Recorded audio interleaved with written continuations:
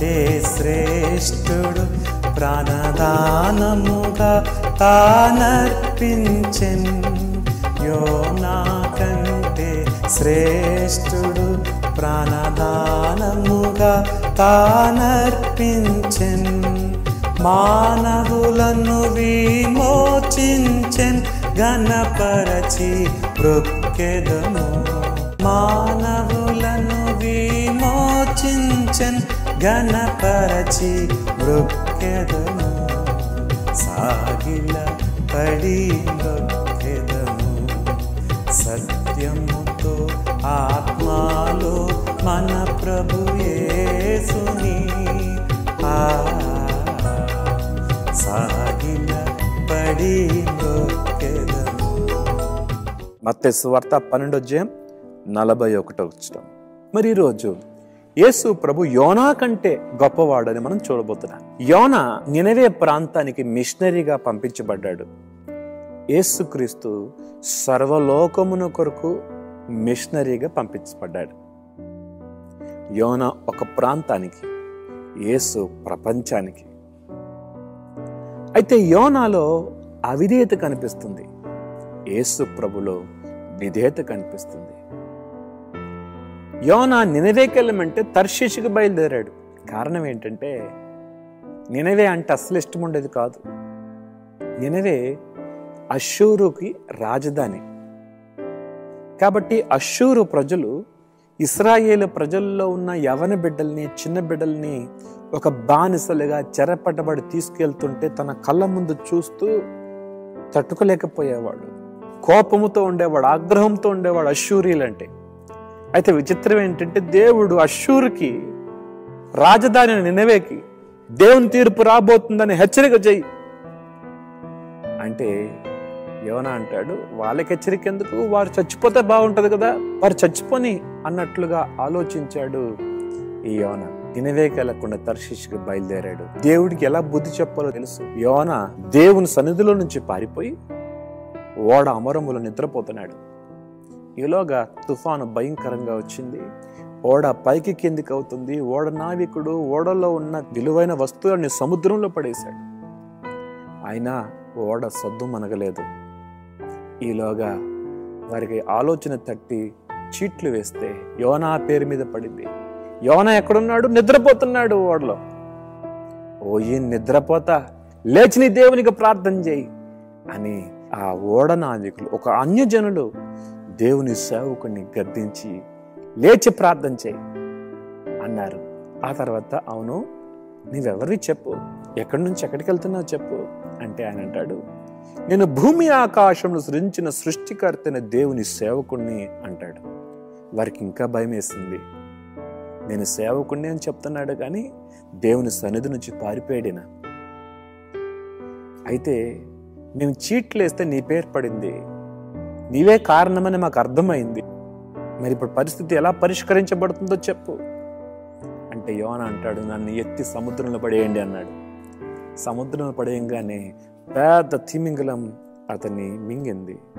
ఆ సముద్రములో మత్స్యపు కడుపులో ఉండి ప్రార్థన చేయడం ప్రారంభించాడు.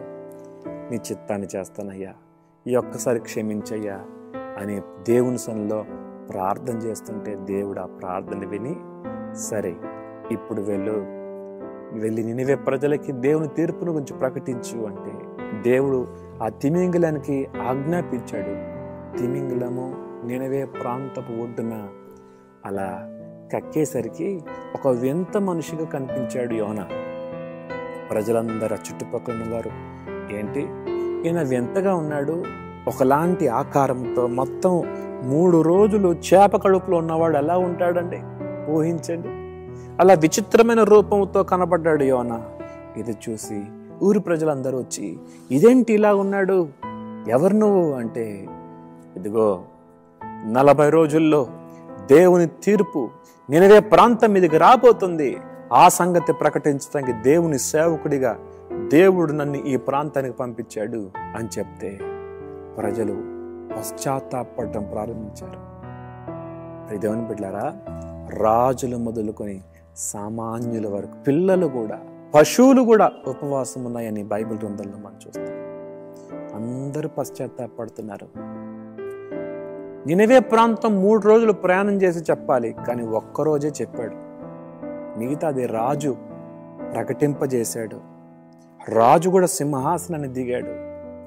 అందరూ గోనె పట్టు ధరించి ప్రార్థన చేస్తుంటే కనికరం గల దేవుడు తీర్పును రాకుండా ఆపేస్తే యోనాకి ఎంత కోపం వచ్చిందో. నాకు తెలుసు నువ్వు ఇలా చేస్తావని. అలా చేసే కాడికి నన్నెందుకు పంపించావు ఇక్కడికి? నాకు తెలిసే నేను తర్షీషుకి బయలుదేరాను అని చెప్తూ బహు చింతపడ్డాడంట. ఏమండి, దేవుని తీర్పు ఆగిపోయినందుకు కోపగించుకున్నాడు యోనా. యేసుప్రభు చూడండి, నశించిన దాన్ని వెదకి రక్షించడానికి వచ్చాడు. ఆయన ప్రాణం పెట్టడానికి వచ్చాడు. దేవుని తీర్పు రాబోతుంది అని ప్రకటిస్తున్నాడు, కానీ ప్రేమే లేదు. యేసు ప్రభుకి ఎంత ప్రేమ! శిలువ మరణం పొందినంతగా విధేయత చూపించాడు. ప్రాణం పెట్టడానికి ఆయనే వచ్చాడు. చివరికి యోనా ఏమన్నాడు తెలుసా?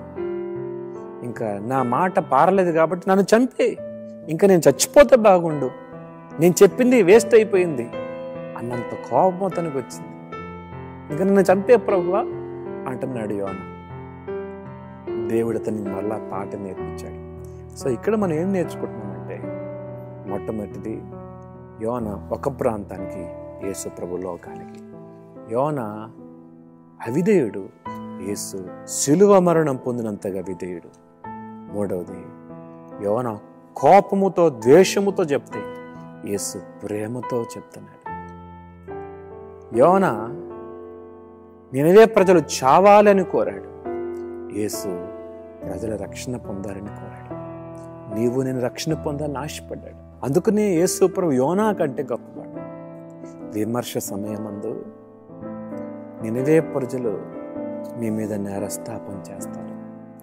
యోనా ఒక్క ప్రసంగం విని, ఆ కోపిష్టోడు చెప్పిన ఒక్క మాట విని మేము పశ్చాత్తాపడ్డామే, సాక్షాత్తు యేసుక్రీస్తు మీ కొరకు వచ్చి ప్రాణం పెట్టాడు. ఆయన మాట మీరు వినరా? విమర్శ దినం ముందు మీ మీద వారు నేరస్థాపన చేస్తారని ప్రభు చెప్తున్నాడు. ప్రార్థన.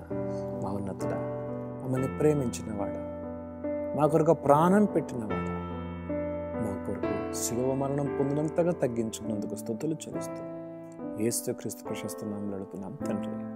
ఆమేన్.